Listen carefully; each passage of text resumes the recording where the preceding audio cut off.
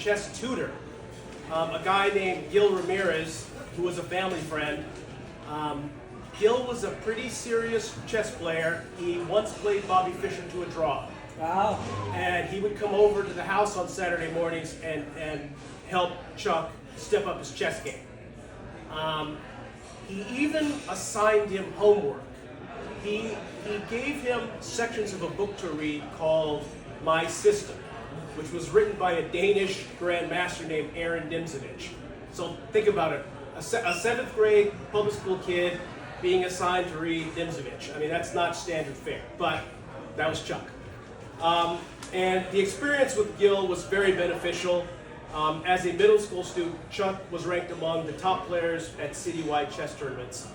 My recollection was they played a lot of some of the private schools, I think Stewart Hall and some others, and some of the private school kids had a little attitude. They were a little cocky. They would move a pawn, they would drop it with authority.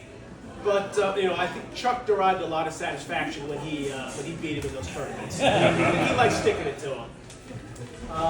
Movies. Chuck loved movies. He loved the movie theater experience. We got that from Mom and Mel. Mom, Mel, you guys took us to all kinds of movies from a very early age. Big blockbusters, comedies, intimate character dramas, international films, documentaries, the whole gamut. Everything from E.T. to My Dinner with Andre. We got it. And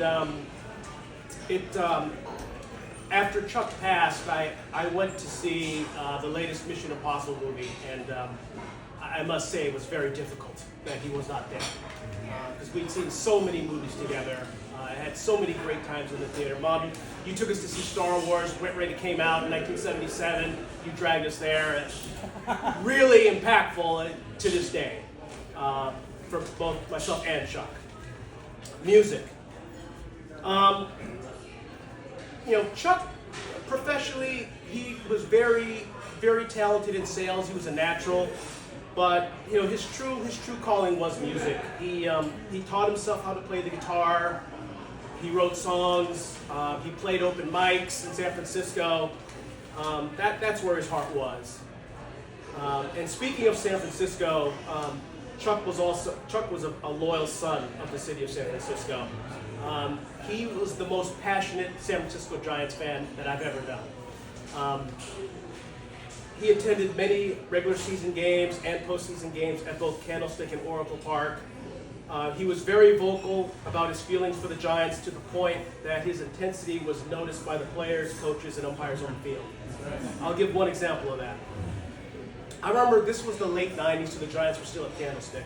The Dodgers were in town. I got hooked up with umpire family tickets. So these were behind home plate, just a few rows back. Amazing tickets. The Dodgers had a player at that time named Wilton Guerrero, the brother of Vladimir Guerrero. Wilton had just come off suspension for using a cork bat.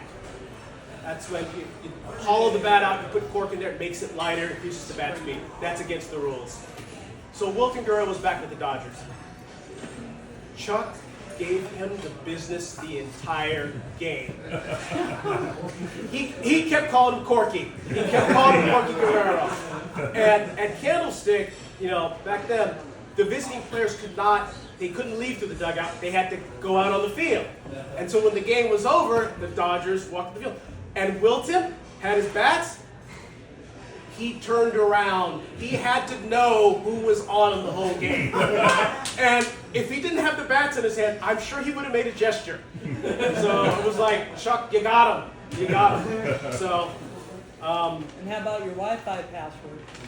Ooh, what? Oh, well, what, Giant Chuck? Absolutely. Absolutely. Watching games now that Chuck's not here, I think about him all the time. I think about what would Chuck think about this play? What would Chuck think about this strike call? What would Chuck think about the latest Giants trades? Just it's impossible to separate my Giants fandom from Chuck. It'll always be there.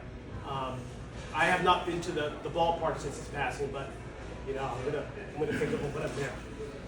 Um, Chuck was a creative, he was competitive, and he was a colorful person. As I've said elsewhere, Chuck was more than a people person.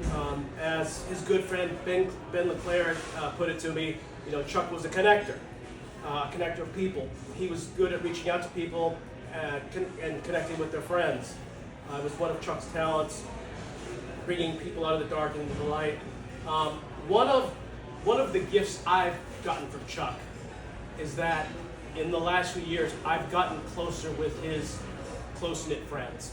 And some of them are in this room. And I really value that. It's a great bunch of guys. You know who you are. And lastly, I'll say that, I had so many great times with Chuck. Just, whether it was fooling around in summer school or watching the Giants break through finally and win the World Series. There's just so many. And Chuck always supported me. There were times in my career where I would doubt myself. Everyone's career has ups and downs. My career certainly had its ups and downs, but Chuck always had some great confidence in me, and that was a source of strength. So, Chuck, I'm going to miss you every day. I'm going to think about you every day, and I love you, Chuck.